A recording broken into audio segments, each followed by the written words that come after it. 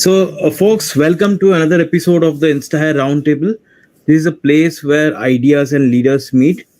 And today we have a very interesting agenda to speak about. It's about attracting and retaining top talent in a competitive landscape. And before we start, a little bit about InstaHire, what we do.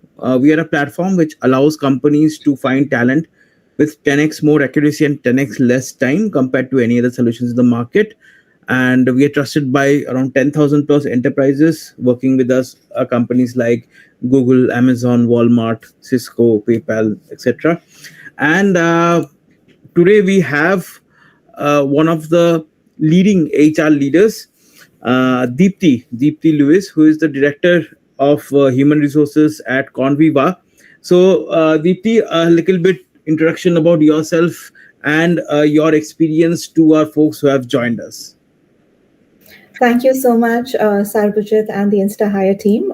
Great to be here and participate in this conversation. And like you said, it's a really good topic. I've been in HR for over 20 years and have been working with a lot of technology companies. Mm-hmm. And currently, I head HR for Conviva. For the India region, we are into real-time data analytics for video streaming. Great. So let's start off the discussion, Deepti. So my first question will be on the lines of so how does a high stakes competitive environment impact the retention strategies of talent? So as we see that a lot of startups coming up and a lot of startups are like getting funded, and there's a very high competition on capturing a market. Okay, so capturing a market with product, say marketing, or say different other tactics. So how does a high stakes competitive environment impact the retention strategies? I think there is a lot to be done on the talent profiling side of things. Okay. In a high stakes competitive environment, there is a lot of risk. There's a lot that you need to do very, very quickly. Okay. So the kind of talent that you're going to get in should be comfortable with an environment that is fast-paced, where you may not be able to get the right answers immediately. You will have to fail fast. You will have to deliver. You will have to learn from your mistakes very quickly. If you're not able to do those pieces, then it becomes difficult for the organization also to retain talent. Because that talent in the first place does not suit the organization and the culture. So it's important for organizations to first think through what their vision is, what their mission is, what their culture is, and what their talent profile looks like, and then be able to align all of it. Then retention becomes easier. Okay. Yeah. So in the recent past, we have seen a lot of innovative approaches being taken, and you being taking care of companies like Zynga and now Conviva have seen this kind of approaches being taken and have directed some of these approaches. So, what innovative approaches to attracting top tier talent have emerged in the recent years? So, top tier talent means like top tier software talent or top tier management talent or leadership talent, so to say. Yeah. I think there are a lot of ways that individuals are now looking for talent. Okay. It's just not going to a particular job board and looking for people. It's about, can I look at their work product? Okay. Can I see what exactly they have been doing? And look at the quality of work and output that people are providing. Okay. Does this align with who we are as an organization? And is this the right fit for the organization? You have organizations as well doing a lot. There's a lot of investment that I have seen across webinars, across conferences, across great blogs. Which not only showcase technology, but also showcase culture. Okay. And there are a lot of meetups that also have emerged where the sole purpose is not hiring, right? Networking, yeah. It is about networking. It is. It's not putting the individual through the stress of an interview. Hmm. Creating an informal environment Hmm. to understand what the person brings to the table, and if that there is a real alignment there, then having a formal conversation. But it opens up a lot more avenues Hmm. than the traditional methods of finding talent over the internet. Understood. So a lot, the culture has opened up a lot. Kind of, there will be tech talks and meetups, and recruiters are not only like calling candidates; they are going and meeting people. Even leaders are going and meeting people to understand, and a lot of networking is taking place, not just to get the talent, but also to understand. Kind of. Absolutely, and I've been part of organizations where interviews happened over a TT match.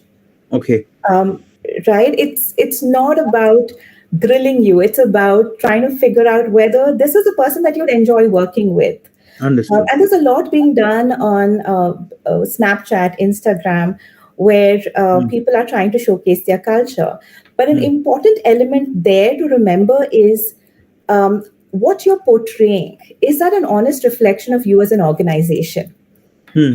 Right? If you're portraying a very fun self, but you're actually a very serious organization, a very formal organization, Hmm. Hmm. then what you're saying, what you're representing to the world outside, and what you are, there is a misalignment. And that results in people not wanting to stay in the organization as well.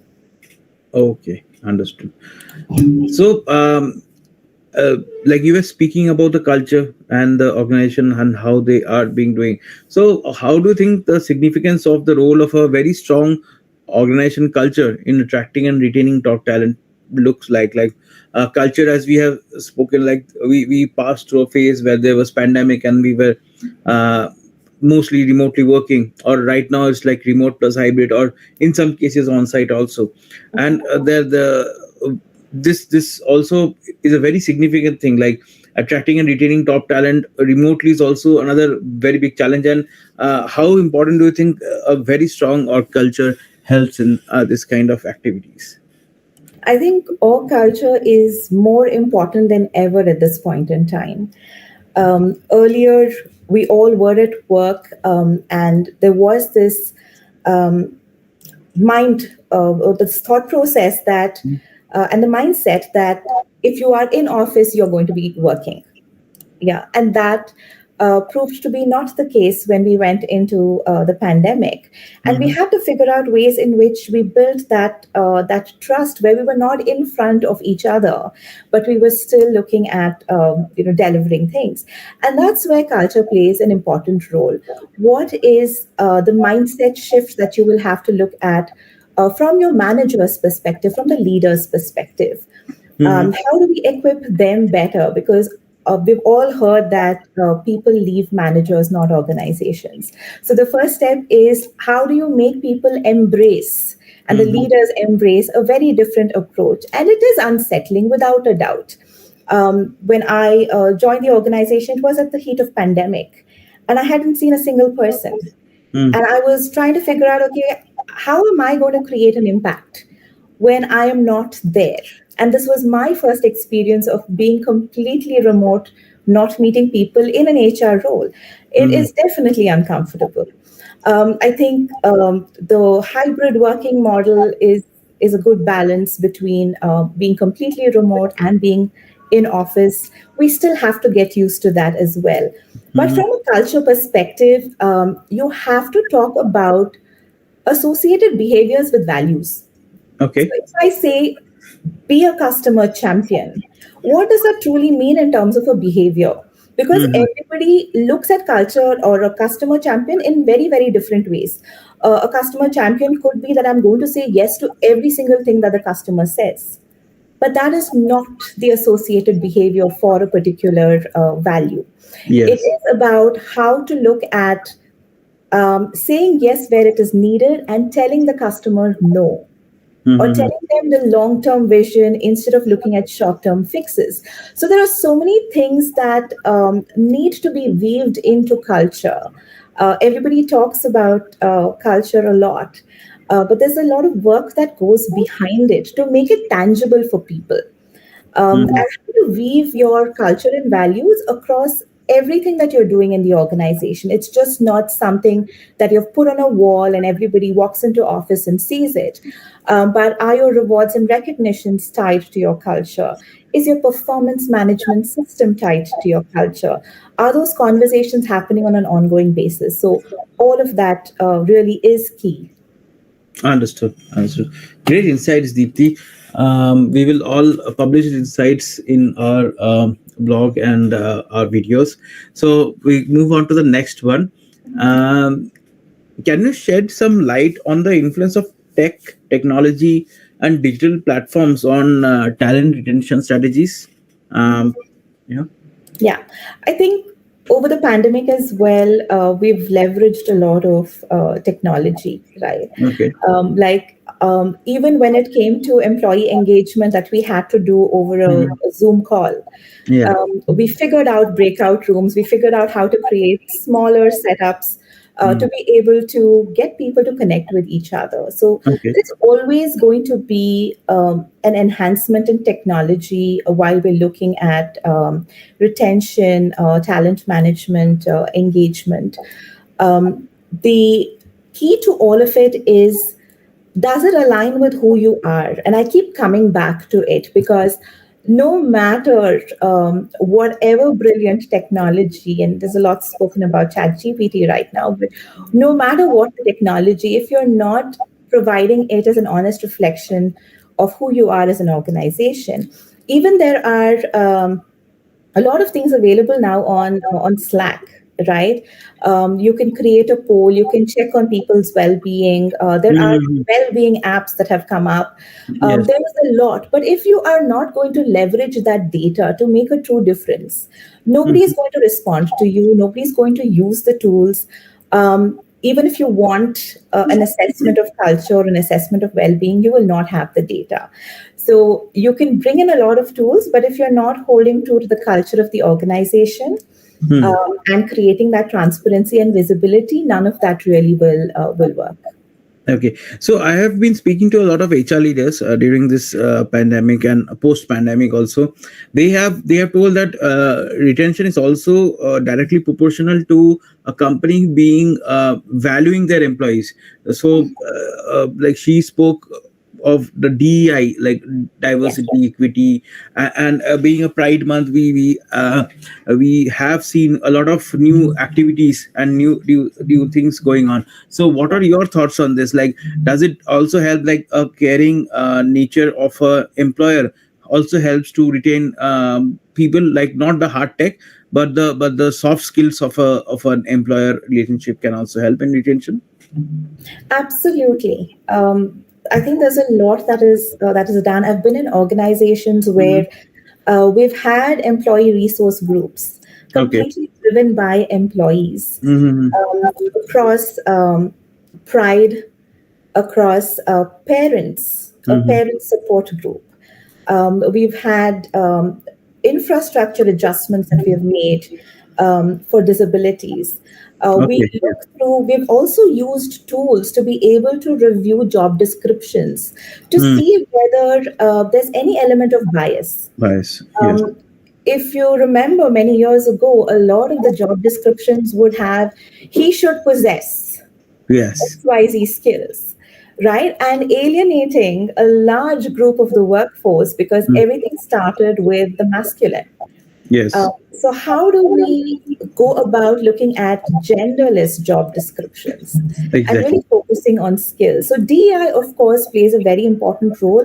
There's a lot being done in organizations where they're setting up steering committees, trying to figure out what the DEI culture should be within the organization. How do we approach DEI? Because it is a sensitive topic.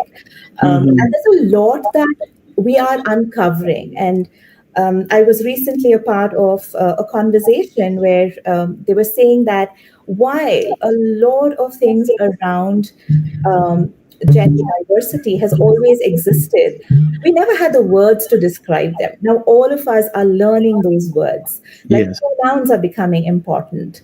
The addressing people the right way is becoming important.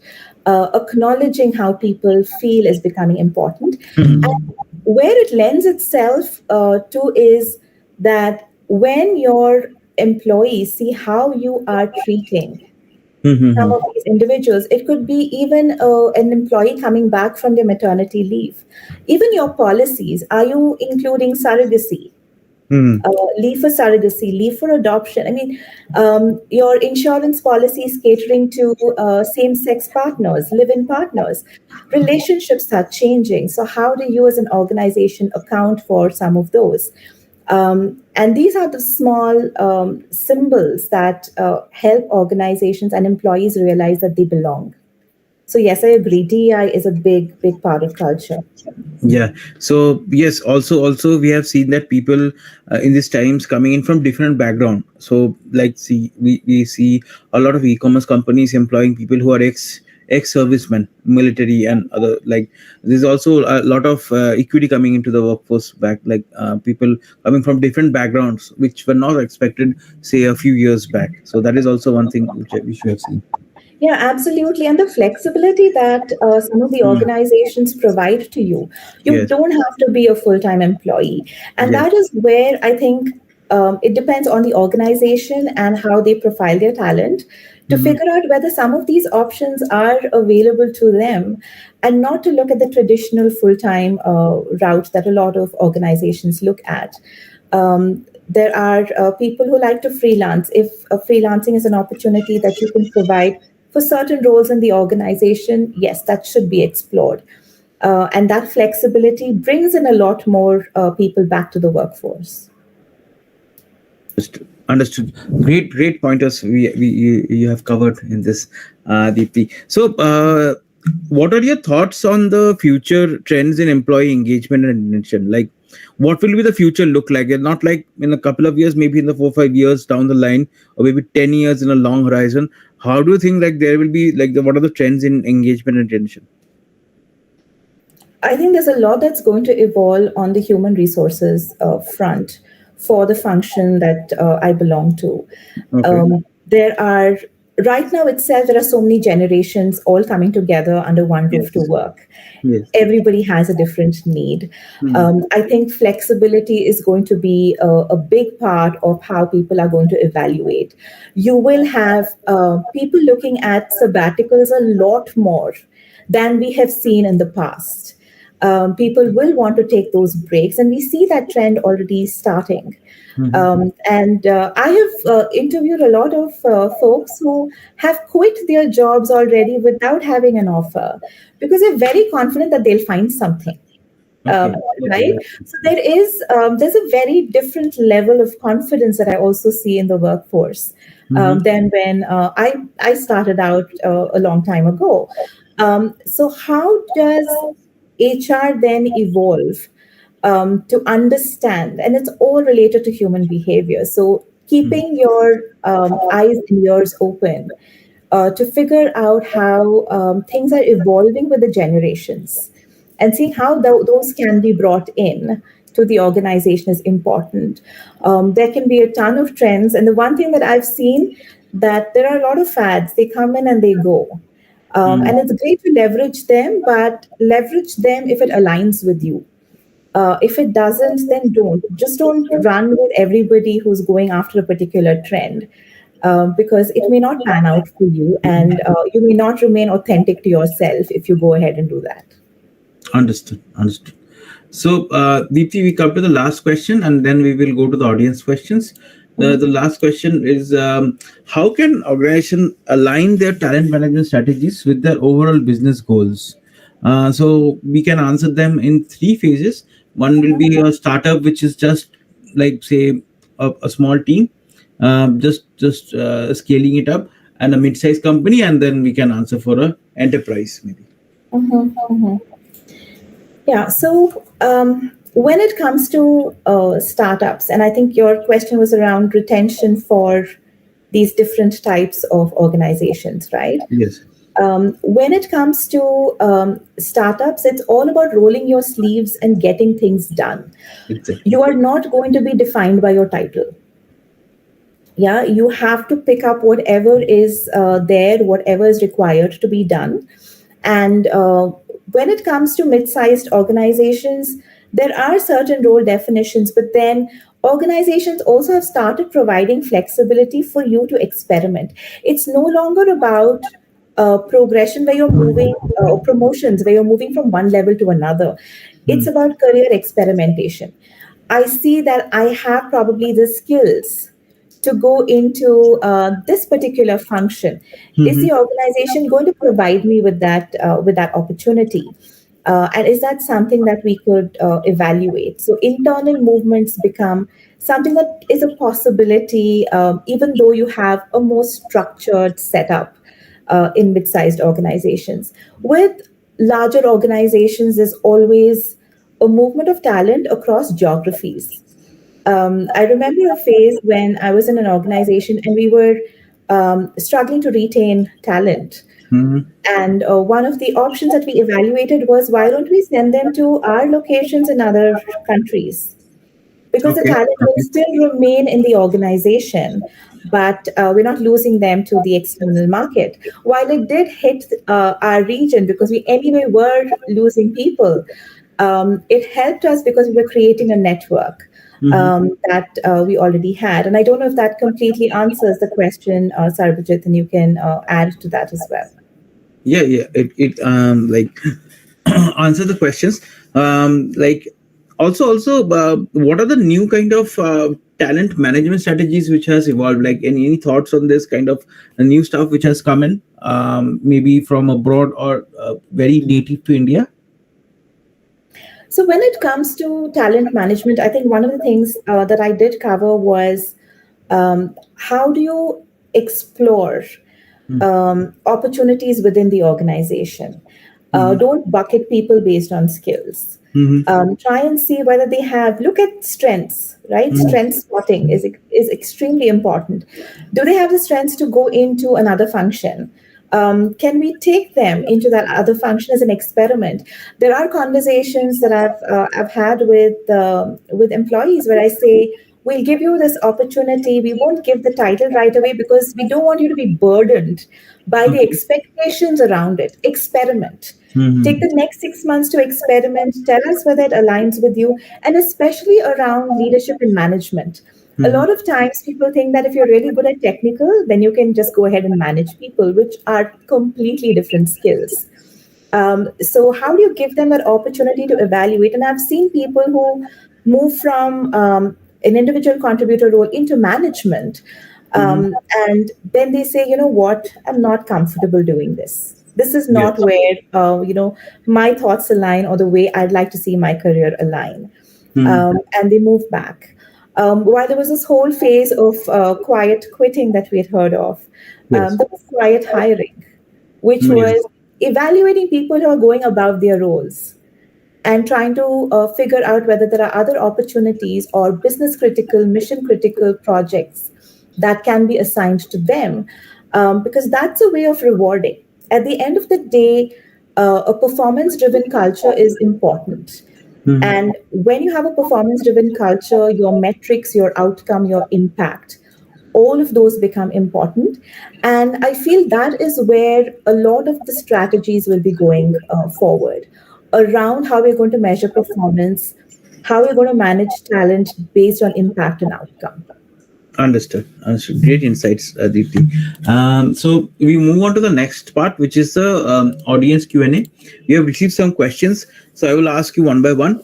Number one is Meena Gupta. She asked that in a highly competitive environment, what strategies can ensure an org standing out as a preferred choice for top talent? Okay. Um, there's a lot that goes behind even identifying top talent. And I think that also needs to be spoken about. Um, you have to look at individuals beyond their skills and their Yes. hard skills. It is about the softer elements. Are they able to handle pressure? Are they able to deliver Mhm. things at a high quality? Are they able to work with other team members? Um, I have seen a lot of tech talent where they consider themselves top talent because of their hard skills. but they do not work well in a team. They do not gel well with different individuals. They're not good at mentoring people. So it's important that you are looking at the softer elements as well as the hard skills. And I read somewhere that now soft skills are no longer soft skills, they are hard skills for you to be able to Yes. go ahead in organizations. So that becomes really important for us to evaluate top talent. And listening to what they would want to do with their careers also is important. Understanding where they are in their career journey, what their expectations are. Mm-hmm. Uh, I'm a big fan of creating individual development plans where you are asking the person to talk through how they see the next few years of their career going. And then for leaders to really evaluate whether those opportunities exist within the organization.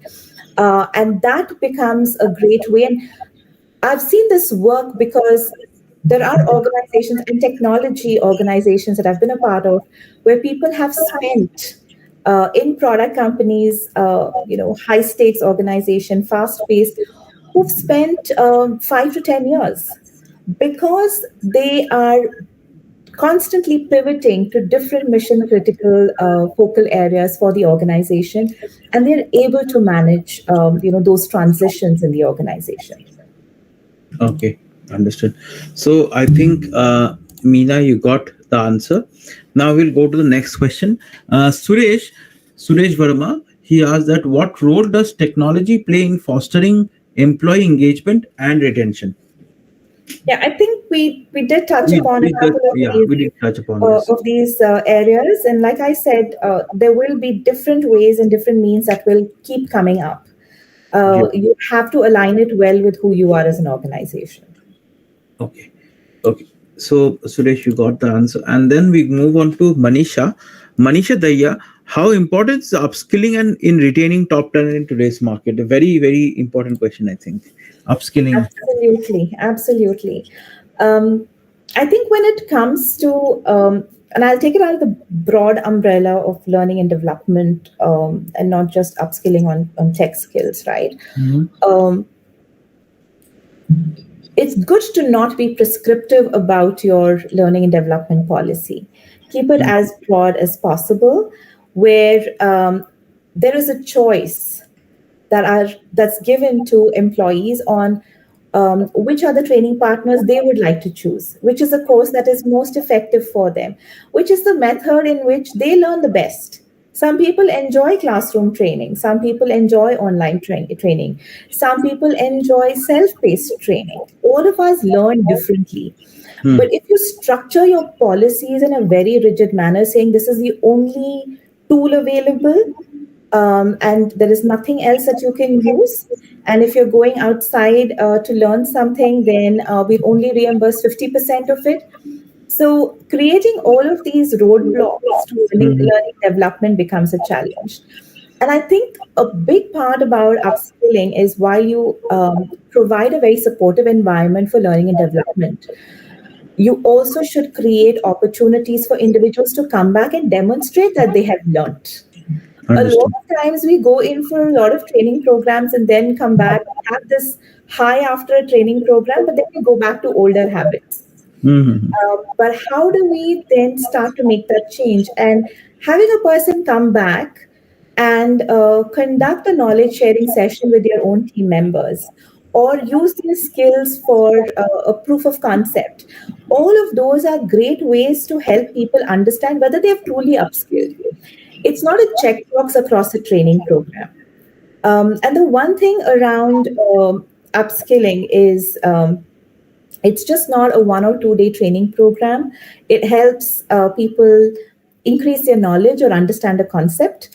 But if it is a change that is required, couple training with coaching and make it a longer duration where you know the before, you go through the training, and then you know the after, and you're able to see the change. So upskilling requires a lot of time and effort to be able to manage as well. And it has to be done in close partnership or with your manager and also in close partnership with HR to deliver programs and structures that support the organization. Okay, great. So, also upskilling is one of the major aspects which have been used by companies to attract talent. Okay, like say courses which can help them upgrade from where they are to another phase. That is also one thing which we have seen a lot taking place. Yeah, absolutely. A lot of people join organizations looking at the technology stack, saying, okay, Yes. I'm going to be able to learn something new. Yeah. And that learning can come, like I said, just the fact that they can apply their learning into a proof of concept in itself shows that the organization is open to them exploring different avenues and coming back and trying new things. Understood. So the last question of this session is from Rahul Kumar. A very important question in scenarios today. We like in the last few months we have a scenario where there has been a lot of difficult decisions being taken. So how can companies create a conducive environment to retain their best employees? Is the question. Yeah. I think the industry is also going through a shift. We've heard a Yes. lot that is happening. Um, I've been in organizations where we've been fairly transparent about what we are doing. Mm-hmm. Yeah, and we don't hesitate to talk about bad news and probably even Okay. giving bad news first. Deals that Okay. we have lost, customers that we have not been able to convince, uh, accounts that haven't materialized. Providing that clear information is extremely important. At the same time, be very open that you can't guarantee Mm-hmm. um, job safety. I don't think anybody can guarantee job safety. And we've seen this with large organizations, small organizations, mid sized. It doesn't matter. Mm-hmm. Um, being aware of what your core areas of strength are, being aware of challenges in the economy, and also being prudent. I've seen organizations try to curtail their spend because they don't want to go to the path where they have to lose their top talent. And being very open about the fact that, yes, right now we are in this situation where we don't know, like during the pandemic, we don't know how this is going to pan out. And that is reality. So we are going to conserve our cash because that will provide us with a longer runway. So some of the expenses will be cut back, and the expectation that organizations have out of their team members is also maturity. That when we are providing you with this clarity, um, if you're also going to start panicking, then it becomes a challenge, right? So, yes, you'll have to make your own decisions, but understand that the organization is also coming halfway to explain things. Yes. And the other is defer hiring. I think that's one of the strategies to be able to look at and see whether internally you'll be able to leverage people and your top talent to do something more while you're not spending on hiring, and then you save that budget, and then you're giving top talent the opportunity. So that also helps with retention, especially when the economy is in troubled waters. Understood. So great talking to you, Deepti. Before we leave, I have one last question for you. We have talked about recruitment, recruiters, HR leaders, etc. Now, the last question is about the candidates or the job seekers. So you have seen thousands and thousands of them applying, getting jobs, getting promoted, getting selected. So, what are the two, three key pointers or techniques or tricks which you want to share with the job seekers, which can help them land their dream job in the next interview or maybe in the next few months? Sure. One is know the bigger picture. If you're coming in for a conversation, understand why you did what you did, because we're not interested in just what you did. Mm-hmm. We are also interested in failures. And we are able to also understand a lot of times folks talk about very generic things. But they have to understand that there are skilled interviewers who will keep delving deep into whether that was truly a failure, what really failed. So be authentic during your conversation. And I think candidates must understand that we're also looking to hire. We're not looking to reject a candidate. We're Yeah. looking at hiring. We have the best interest when we come into a conversation. So when we're asking you questions, think about the impact and outcome that you have been able to make, Yeah. and talk through those pieces, because that becomes important for us to assess and judge whether you will work for the environment that we're in. Make it a point to read about the organization. I've done so many HR final rounds, and I've had people not even know where we're based, Mm-hmm. right? And provide that kind of time for you to prepare. There are a lot of candidates who are applying across multiple opportunities, but give everything the time and attention that you need. So when you're not providing the time and attention, then it's difficult when you say, "Oh, the recruiter ghosted me," or at the final round I got rejected, Yeah. because all the efforts you're putting in till that final round matters. Mm-hmm. Um, and we all debrief, we all sit together and talk through our candidate experience, and whether they align with our culture. So it's important for individuals to think through and really be prepared for an interview. This itself is a longer conversation, Sarvajit, on Yeah. how to make candidates successful. Yes. But yeah, these are a couple of thoughts. Great. So it was lovely having you, Deepti. Thank you for taking time of your busy schedule and coming and joining us and helping a lot of folks who will be listening to this podcast and also who have joined us here. Thank you so much, Deepti, for joining in. Thank you so much, Sarvajit, for the invitation, and I'm really glad to have been a part of this. Sure. Thank you so much and have a great evening, Deepti. Yeah. Cheers.